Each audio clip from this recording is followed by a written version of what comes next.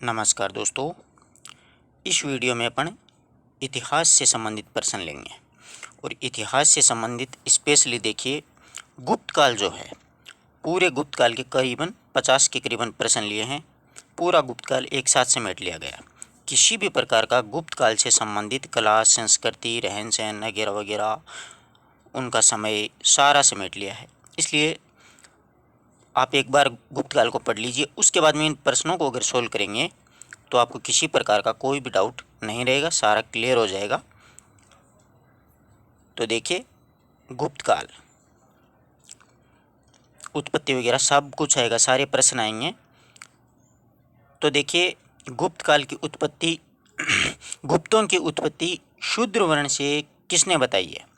गुप्त जो हैं उनकी उत्पत्ति शूद्र वर्ण से किसने बताई है? तो देखिए, केपी जायसवाल ने गुप्तों की जो उत्पत्ति है वो शूद्र बताई है कि गुप्त जो हैं वो शूद्रों से आए हैं। बहुत अच्छा प्रश्न है, परीक्षा उपयोगी प्रश्न है। इस प्रकार के कथन होते हैं मित्रों, वो नोट कर लीजिए करो।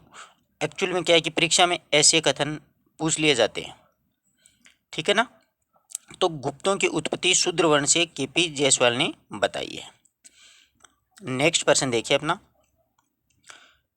प्रथम गुप्त शासक जिसने महाराज धीराज की उपाधि धारण की। बहुत बार पूछा जाता है, प्रथम गुप्त शासक जिसने महाराज धीराज की उपाधि धारण की। तो चंद्रगुप्त प्रथम ने की है।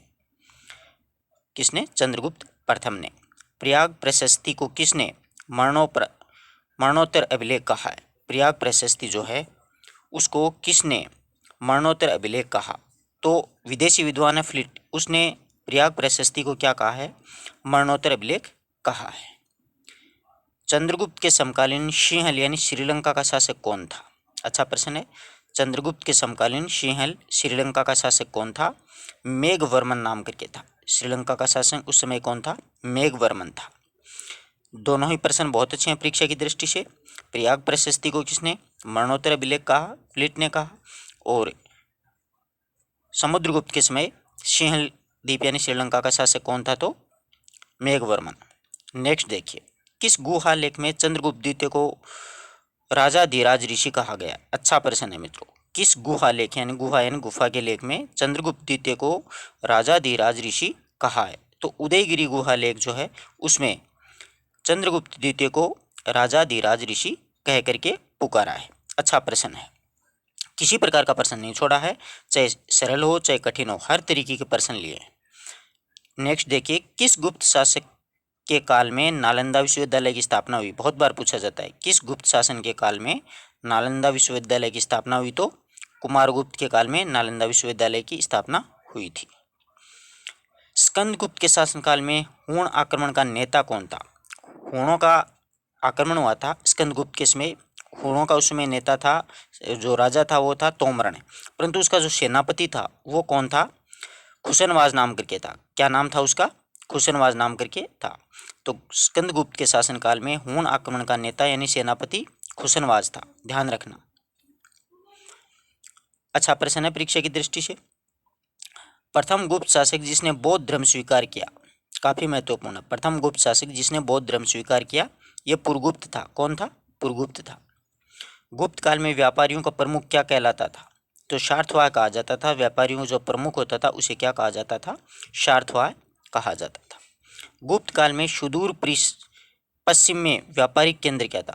यानी पश्चिम में व्यापारिक केंद्र था, उसका नाम क्या था? पैठन था। गुप्त काल में सुदूर पश्चिम में व्यापारिक केंद्र पैठन था। कला एवं साहित्य में गोपियां कृष्ण की प्रमुख अंग बनी थी। गुप्त काल था, उसमें जो साहित्य लिखा गया उस साहित्य में गोपियां हैं वो कृष्ण की प्रमुख अंग बनी थी। कृष्ण और गोपिकाओं की प्रेम कथाओं से संबंधित कहानियां हैं वो गुप्त शासन काल के दौरान ही प्रकाशित होने लगी थी। तभी लोगों को पता चला कि ब्रज प्रदेश की गोपियां हैं वो श्री कृष्ण की प्रेमिकाएं थी। अगला देखिए, प्रथम गुप्त शासक जिसने स्वर्ण मुद्रा चलाई। प्रथम गुप्त शासक जिसने स्वर्ण मुद्रा चलाई तो वो चंद्रगुप्त प्रथम था। कौन था? चंद्रगुप्त प्रथम।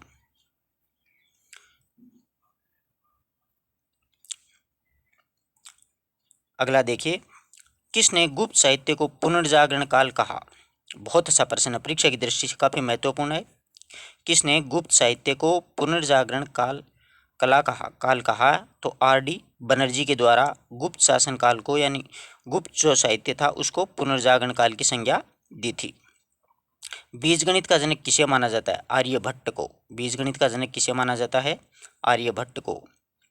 कायस्थों का सर्वप्रथम उल्लेख कहाँ मिलता है? तो कायस्थों का सर्वप्रथम उल्लेख वो याज्ञवल्क्य स्मृति में मिलता है। कहाँ पर मिलता है? याज्ञवल्क्य स्मृति में मिलता है। प्रशासनिक अधिकारियों को भूमि अनुदान की प्रथा किस काल में शुरू की गई थी या हुई थी? प्रशासनिक अधिकारियों को भूमि अनुदान में मिलती थी वह प्रथा गुप्त शासन काल में ही शुरू हुई थी। देखिए, सतवाहन के काल में भूमि अनुदान केवल ब्राह्मणों को मिलती थी। सतवाहन जो काल था उसमें भूमि अनुदान है वो सिर्फ ब्राह्मणों और पुरोहितों को ही दिया जाता था, किंतु गुप्त काल में के अंत तक प्रशासनिक अधिकारियों को भी भूमि है वो अनुदान में प्रदान की जाने लगी। तो अच्छा प्रश्न बनता है। अपने अक्सर पढ़ा हुआ रहता है, क्या है कि सतवाहन काल पढ़ा हुआ रहता है, उसमें अपने दिमाग में ये रहता है कि अनुदान में भूमि ब्राह्मणों और पुरोहितों को मिलती थी, परंतु अगले ने प्रश्न थोड़ा सा घुमा दे कि प्रशासनिक अधिकारियों को भूमि अनुदान में किस काल में मिलती थी, तो वो गुप्त काल में, और अपने दिमाग में रहता है कि सतवाहन काल में। यह बात अपने दिमाग में रहती है उस टाइम। तो ध्यान रखना, प्रशासनिक अधिकारियों को भूमि अनुदान में गुप्त काल में मिली थी, जबकि सतवाहन काल में ब्राह्मणों और पुरोहितों को ही भूमि दान में दी जाती थी। गुप्त काल में आय व्यय का लेखा जोखा रखने वाला अधिकारी क्या कहलाता था? तो गुप्त काल में आय और व्यय का लेखा जोखा रखने वाला अधिकारी महाअक्षपटलिक कहलाता था। क्या कहलाता था? महाअक्षपटलिक। अच्छा प्रश्न है। अच्छा प्रश्न यूं है कि ये जो शब्द है वो काफ़ी बड़ा है।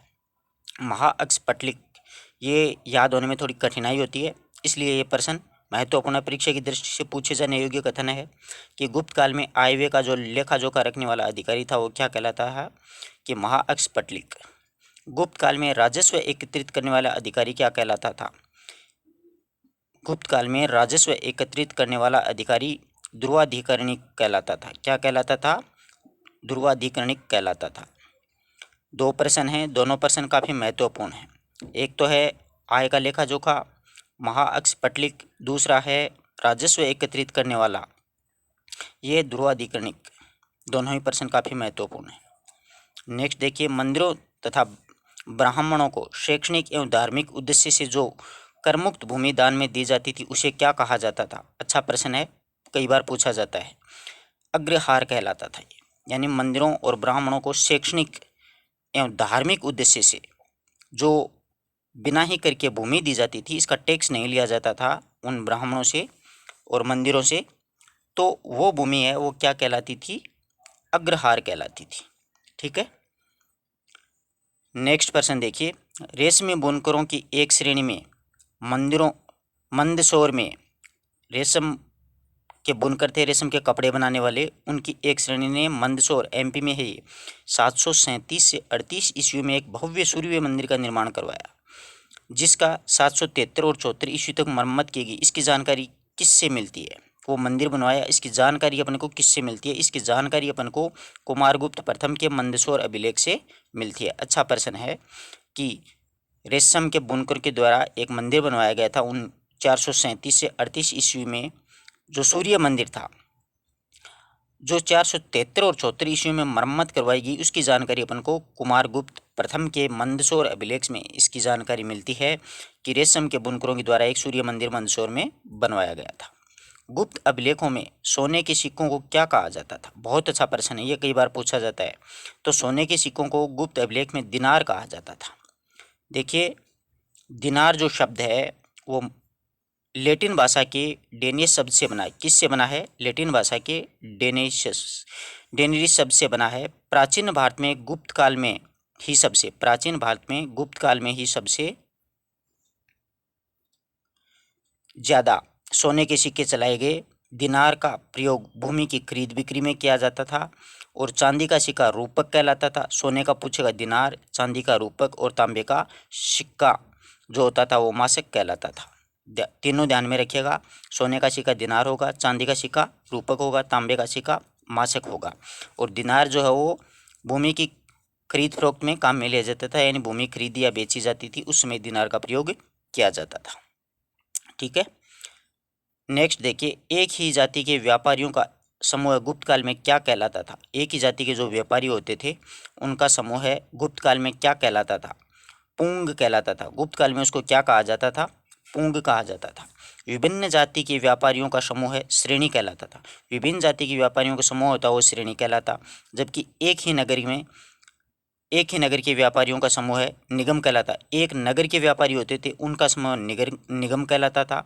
और श्रेणियों का मुख्य वो जेठक कहलाता था। यहाँ पर 2, 3, 4 पर्सन निकल के आते हैं। देखो, एक ही जाति के व्यापारियों का समूह है होता है, जैसे अपन कहते हैं बढ़िया। आ रही है ना बात समझ में? अपने व्यापार करने वालों को क्या कहते हैं अपन? बढ़िया कहते हैं, शेठ कहते हैं। उसी प्रकार एक जाति के व्यापारियों का समूह उस समय क्या कहलाता था? गुप्त काल में पुंग।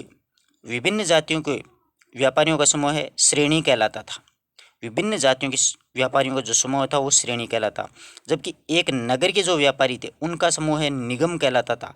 और उस समूह का जो मुखिया होता था उसे जेठक कहा जाता था। क्या कहा जाता था? जेठक कहा जाता था। तो 3 या 4 प्रश्न एक साथ क्लियर हो रहे हैं। किसी भी तरीके से अगला अपन को प्रश्न पूछे, तीनों चारों अपने कंसेप्ट क्लियर होने चाहिए। एक जाति का पूछेगा तो पुंग कर देना, विभिन्न जाति के व्यापारियों पूछे तो श्रेणी कर देना, जबकि एक नगर के व्यापारियों के समूह निगम, जबकि इनका जो प्रमुख था वो जेठक कहलाता है। ठीक है। गुप्त काल में सोने के सिक्के का सबसे महत्वपूर्ण ढेर कहाँ पर मिला, यानी सबसे बड़ा ढेर है वो बयाना भरतपुर में मिला था। अच्छा प्रश्न है, कई बार पूछा जाता है ये प्रश्न भी कि गुप्त काल में सोने के सिक्कों का ढेर कहाँ पर मिला था? बयाना भरतपुर में मिला था। फाहियान के अनुसार, अगला प्रश्न देखिए, फाहियान के अनुसार साधारण लोग गुप्त काल में विनिमय के लिए क्या काम करते थे? साधारण लोग थे वो अपना जीवन निर्वाह करने के लिए क्या काम करते थे? तो ये कोड़ियाँ का काम क्या करते थे। कायस्थों का सर्वप्रथम उल्लेख कहाँ मिलता है? अच्छा प्रश्न है। कायस्थों का सर्वप्रथम उल्लेख याज्ञवल्क्य स्मृति में मिलता है। कहाँ पर मिलता है? याज्ञवल्क्य स्मृति में। देखो, एक जाति के रूप में कायस्थों के लिए है कि एक जाति के रूप में कायस्थों का सर्वप्रथम उल्लेख ओशनम स्मृति में मिलता है। एक जाति के रूप में अगर देखा जाए कायस्थों का सर्वप्रथम उल्लेख है वो ओशनम स्मृति में भी मिलता है।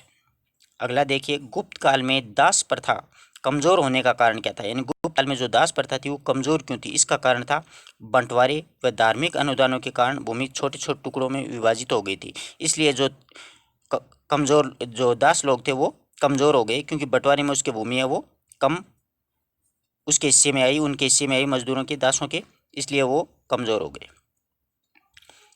भारत में शिखरयुक्त मंदिर का पहला उदाहरण कौन सा है? अच्छा प्रश्न है, बहुत बार पूछा जाता है।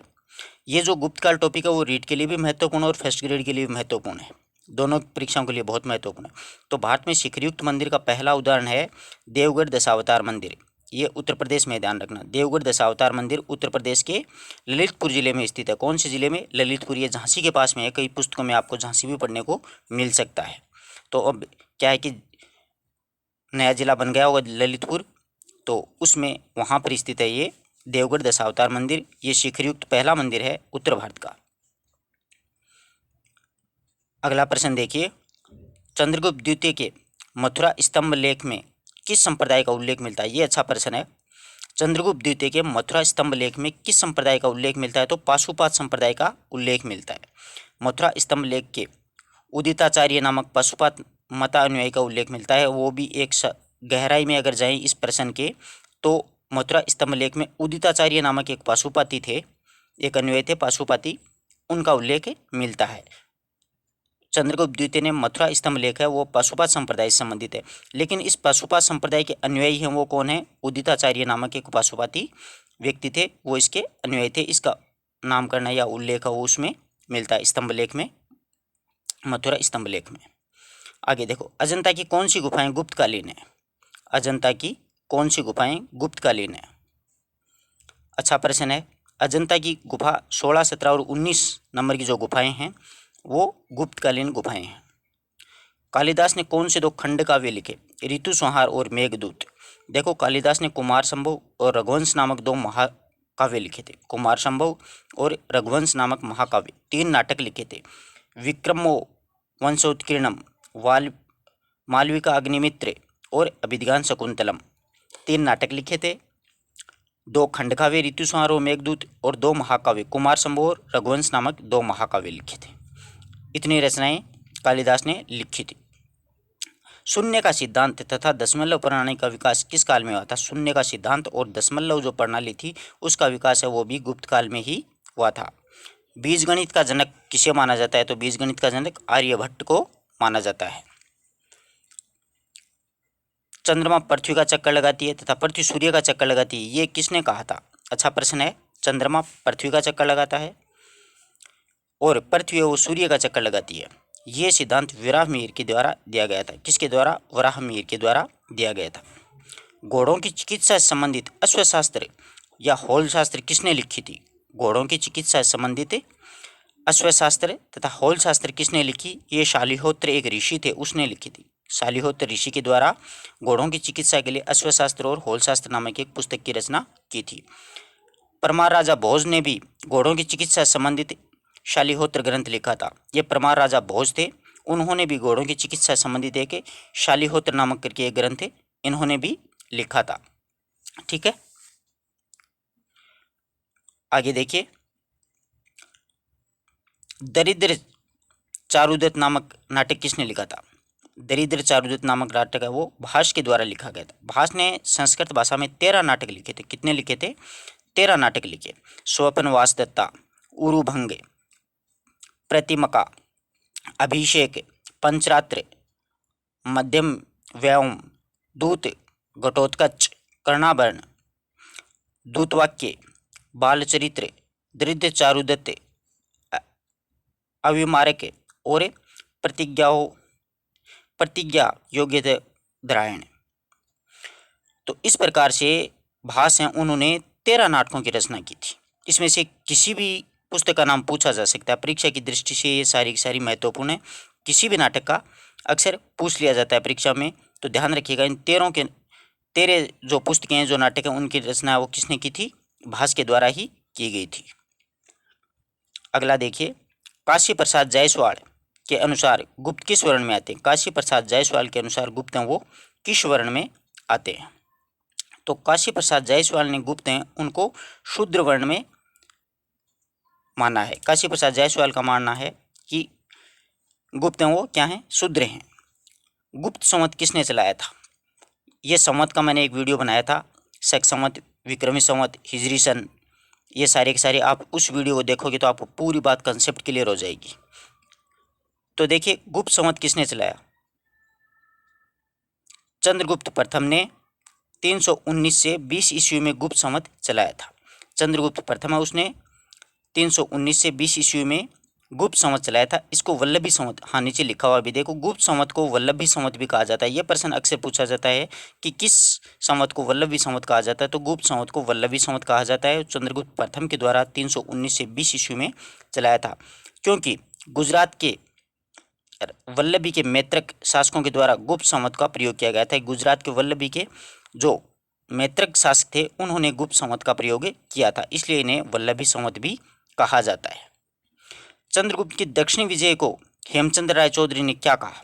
अच्छा प्रश्न है। चंद्रगुप्त की दक्षिणी विजय को हेमचंद्र राय चौधरी ने क्या कहा? तो इसको हेमचंद्र राय चौधरी ने धर्म विजय कह करके पुकारा है। इस प्रकार के प्रश्न अक्सर परीक्षा में पूछ लिए जाते हैं। प्रयाग प्रशस्ति की किन पंक्तियों में दक्षिण पथ के 12 राजाओं व राज्यों का उल्लेख मिलता है? प्रयाग प्रशस्ति की किन पंक्तियों में दक्षिणापथ के 12 राजाओं व 12 राज्यों का उल्लेख मिलता है? तो 19वीं और 20वीं पंक्ति में प्रयाग प्रशस्ति जो है उसकी 19वीं और 20वीं पंक्ति में दक्षिणी पथ के 12 राजाओं और 12 राज्यों का उल्लेख मिलता है। प्रयाग प्रशस्ति किस शासक ने अभिलेख उत्कीर्ण करवाया था? तो अशोक के कौशाम्बी अभिलेख पर उल्लेखित है। ये प्रयाग प्रशस्ति है वो अशोक के कौशाम्बी अभिलेख पर है। अगला देखिए। परम भागवत की उपाधि धारण करने वाला प्रथम गुप्त सम्राट कौन था? तो चंद्रगुप्त द्वितीय विक्रमादित्य था। उसने सबसे पहले परम भागवत की उपाधि है वो धारण की थी। यह प्रश्न भी अक्सर पूछा जाता है कि गुप्त शासकों में किसने परम भागवत की उपाधि धारण की थी? तो चंद्रगुप्त द्वितीय ने विक्रमादित्य के द्वारा धारण की गई थी।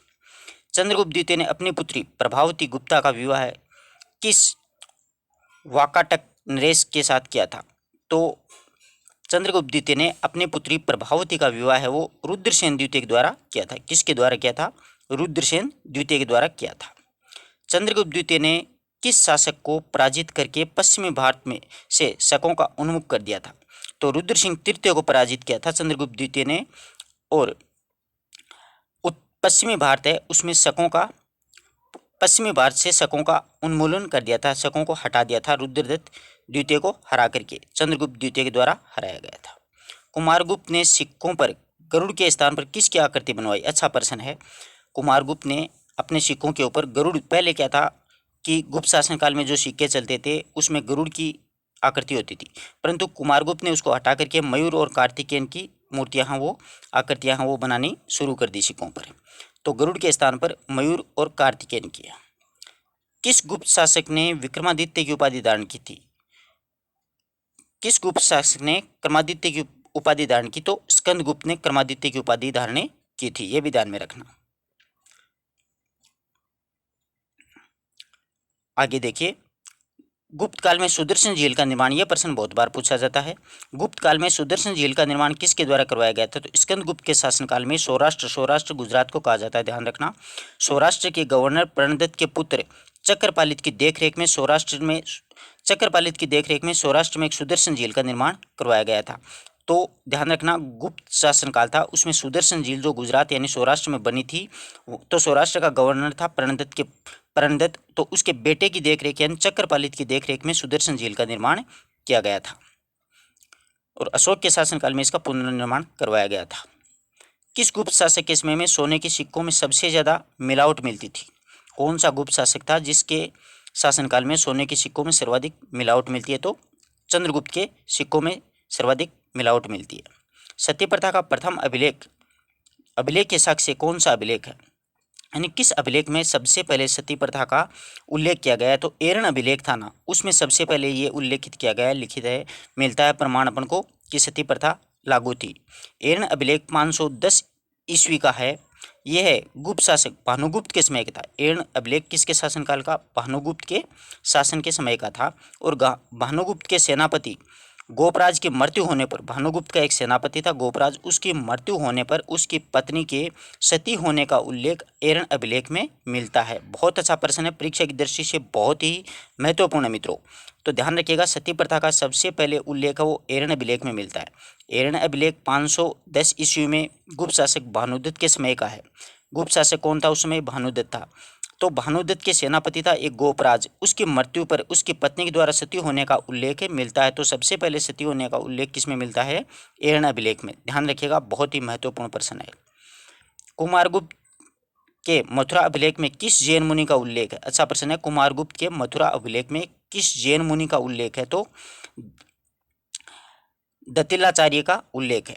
कुमारगुप्त के मथुरा अभिलेख में एक जैन मुनि है, वो दतिलाचार्य का उल्लेख मिलता है। सर्वप्रथम किस गुप्त शासक ने सिक्के जारी किए थे? अच्छा प्रश्न है। सबसे पहले किस गुप्त शासक ने सिक्के जारी किए? तो चंद्रगुप्त प्रथम के द्वारा सबसे पहले सिक्के जारी किए गए थे। किसके द्वारा? चंद्रगुप्त प्रथम के द्वारा। अच्छी तरीके से ध्यान रखना, अच्छा प्रश्न है परीक्षा की दृष्टि से। सबसे पहले सिक्के किसने चलाए? चंद्रगुप्त प्रथम ने।